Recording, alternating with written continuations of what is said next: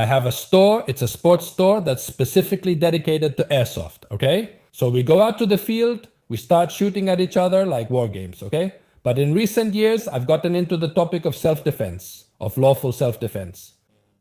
Trying to provide people with tools so they can defend themselves, okay? But the situation is so restricted that every time any kind of legal product comes out in Spain that people could use to defend themselves, they systematically ban it.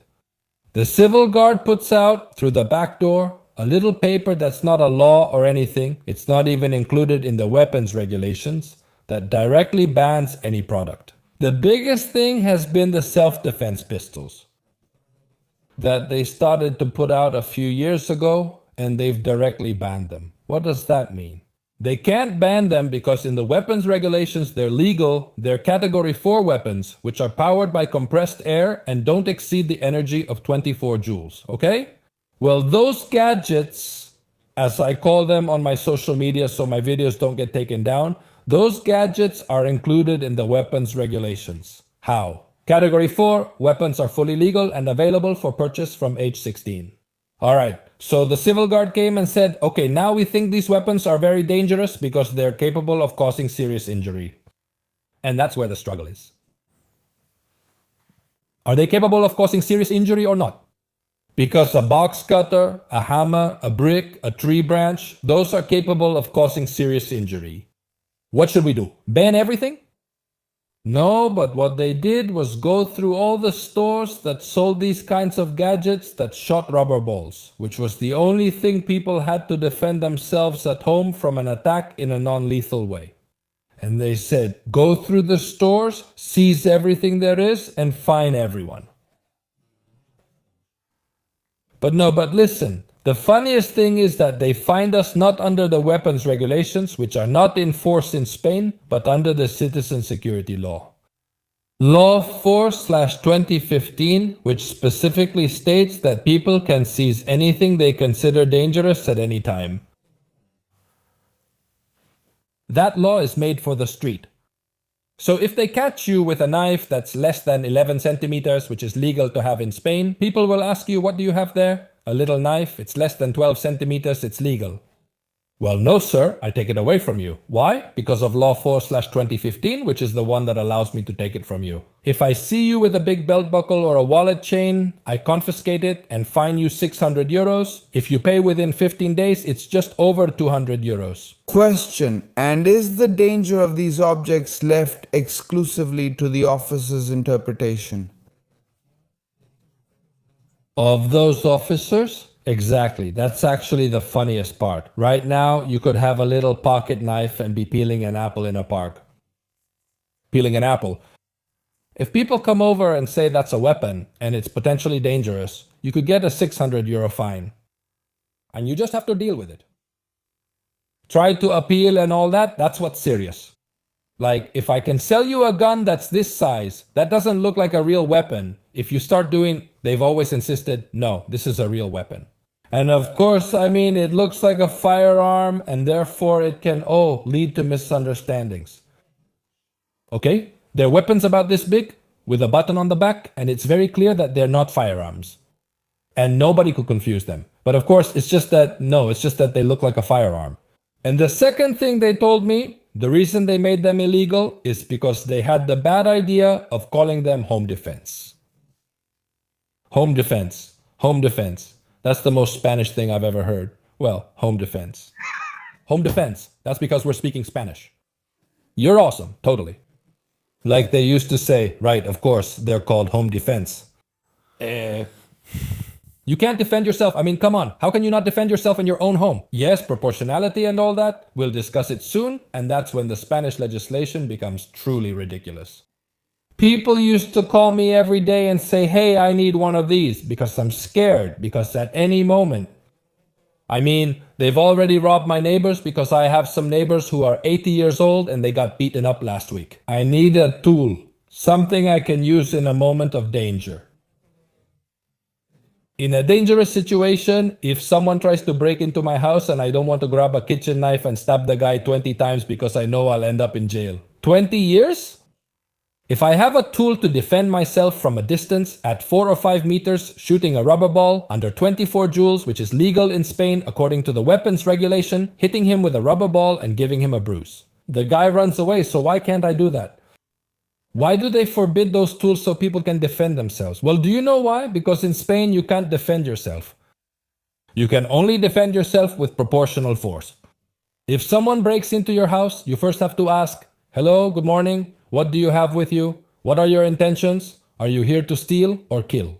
Because it depends. If he's just coming to steal, you have to let him in. If someone breaks into your house without a weapon in his hand or any violent intent, you have to let them in, according to several lawyers. Because if you slap him, you'll have to pay him compensation. That's the funniest part of all this. So if I, the guy, have a knife and I say to him, "Are you just here to steal or are you here to kill?" Because if the guy comes with a knife and you have a firearm because you're a hunter and you shoot the guy, you go to jail. If the guy has a knife and you have a katana and you hit him with the katana, the judge would ask you, "But did that man come at you? Did he threaten you? Did he try to stab you so that you had to defend yourself or not? Or did he just have that knife to defend himself?" This is insane. He says, but if a guy breaks into your house at 3 in the morning, breaking the lock, then whatever happens from that point on, he should accept the consequences. And the first thing they do, the civil guard says they don't want us to have any kind of self-defense tools, not a single one, but they have a 9mm at home. Any civil guard officer, municipal police officer, national police officer, or anyone with a firearm at home, if someone breaks in and threatens their family, their first reaction will be to empty the magazine into him. And we all know that. They can, but you and I can't because we're civilians. No, I hope you can't do that. So, David Llanos, are you saying that the right to self-defense doesn't exist in Spain? I'm pretty convinced that we don't have the right to defend ourselves. Or that it's going to have more negative consequences than positive ones, 100%. I mean, you have to, in a second, you have to analyze what that man's intentions are and what he's holding in his hand. If he's not carrying anything, or if he's carrying a knife, or if he's carrying a gun, if it's a toy or not, because if he comes in with a toy gun and you have a real one and you shoot him, they're going to say, "Did that man shoot or threaten you? Did he say he'd shoot or actually fire?" If not, you can't defend yourself with your firearm. Do we have the right to self-defense? Casemiro Zen? Do we have the right to self-defense? Of course, if a guy, a son of a bitch, breaks into your house with a chainsaw and you have a firearm, you take him down. Clearly, there's no alternative. What are you going to say to him? "Freeze, don't move. Will you call the police?" Did you come to trim my bushes or did you come to hurt my family? I don't know. Let me make this clear. He said it. Samuel Vasquez said it. There was a case where a man broke into a house to steal, got caught, and was just sentenced to prison, though I'm not sure for how many years. He's the one doing the surprising, though people always say it wrong. He killed the parents and he killed the daughter, and the son, who was the only one who got away, did so because he jumped out the first floor window. If that guy comes into your house, what should I do? And who ended up in jail? Him? They put him in jail. Now I think they have the sentence. I'm not sure if they gave him 20 or 25 years, but he'll be in jail for 10 years. He killed 3 people from the same family and is back on the street. He killed 3 family members and he'll be out in 10 years.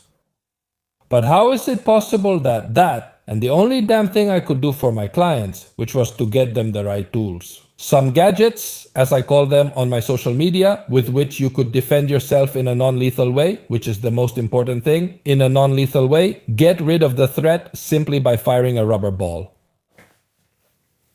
and giving them a bruise. Or maybe you don't even hit them, but if the other person hears that you're shooting at them, bang, bang, bang, bang, damn! And the guy is going to run away. What if the guy has a firearm? Let's see. A guy who's going to your house or mine, we're just nobodies, and we don't have any money, isn't going to carry a firearm. A guy carrying a firearm is going to rob Cristiano Ronaldo's house, or he's going to rob the house of someone with a lot of money. Because if that guy gets caught with a weapon, he's going to be in serious trouble. If that guy gets caught breaking into your house and he's carrying a screwdriver, they're going to catch him and he's going to say, I give up. They'll take him to the police station, then release him. So, why would the guy carry a firearm?